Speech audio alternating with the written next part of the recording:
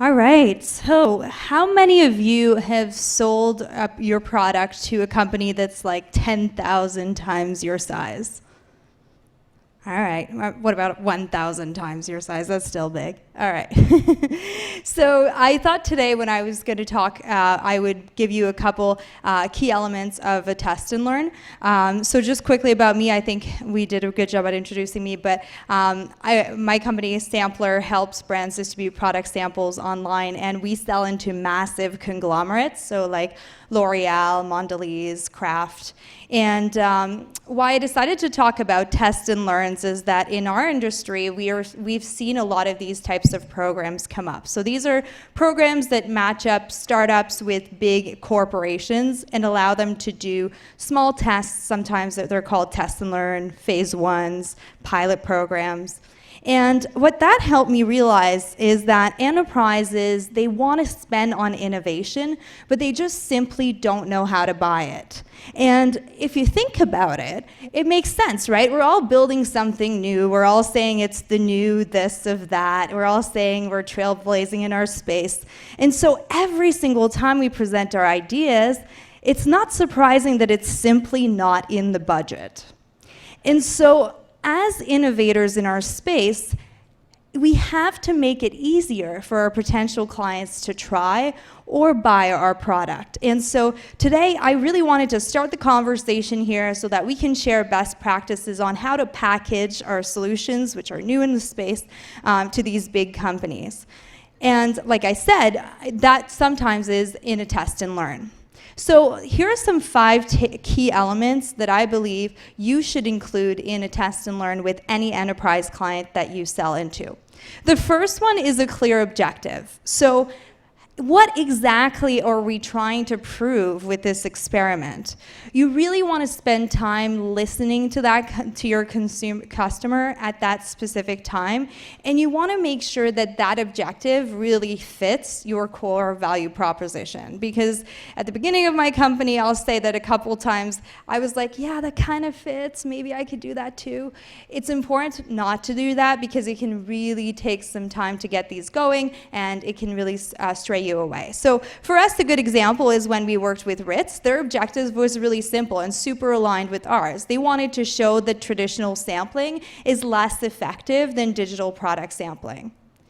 The second thing you want to do is set KPIs. So what are we going to measure the success of this program on? If you can align on that, then you're in control. And right from the beginning, you're the expert in your space. So you should be the one driving that conversation. You should be saying, hey, I could do 20% better than the thing that you do right now. Or, hey, this pilot will be successful if I could do this. And so these are just some examples of what we do at Sampler. So show a lower cost per targeted sample delivered.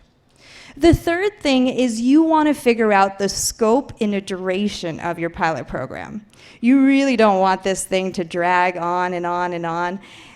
You want to ensure that your client is clear with what is in scope and what potentially isn't in scope. And in fact, that's actually an opportunity for you to, right from the get-go, propose some upsell opportunities. Because once they start working with you, maybe they'll say, hey, that was kind of cool. Maybe we could add that to the pilot. And if you can, right from the beginning, create a one-size-fits-all package. You want to be able to go to the brand and say, hey, this is how we did it with this company, and it worked really well. It allowed them to do this. And then they'll be reassured that you know how to do these things.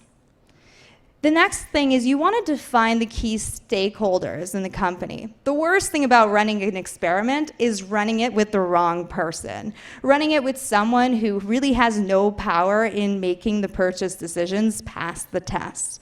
You want to prepare a clear production schedule and make them feel in confidence.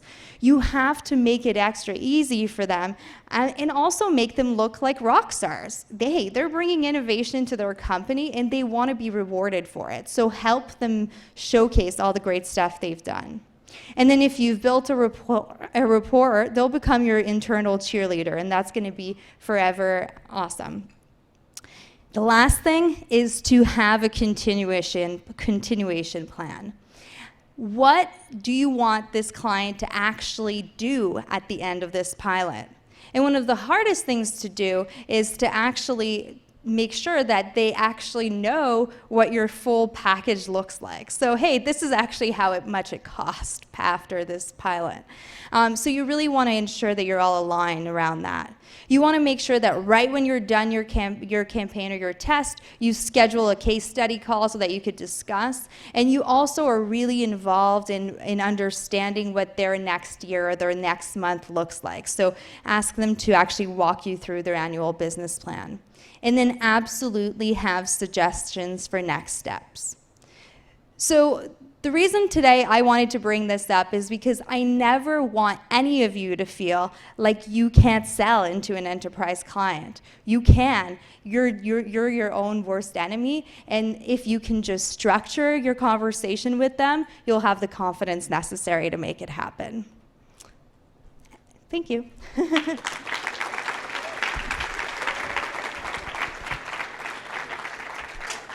Great.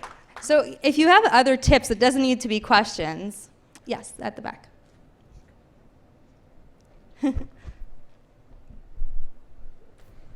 I always wanted to try one of these things.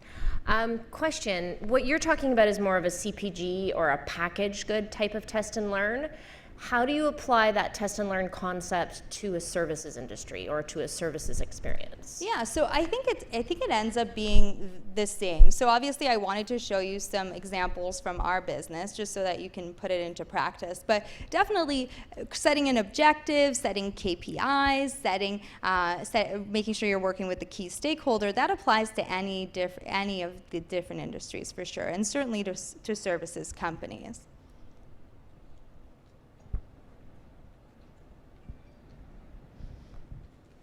Any other tips that anyone has? Because that's top of mind for us, so I'd love to hear. All right. Yes? What's the biggest mistake you've made so far? Oh, the biggest mistake. Ooh, that's tough. I've made a lot, but I think the biggest mistake I ever do is stop believing in myself. And I just recently wrote something about the imposter syndrome and just kind of feeling hey, can I really do this? And I think that the biggest mistake around that is just not taking the time to look back and realize holy crap, I've gone this far. So I think that we all have to take those moments, and that really relates back to stepping away in the last presentation. You just need to take the time to go and move away from your desk and think hey, reflect on the past few years and stuff. So I think that's the biggest mistake, but I still do it all the time. Thank you.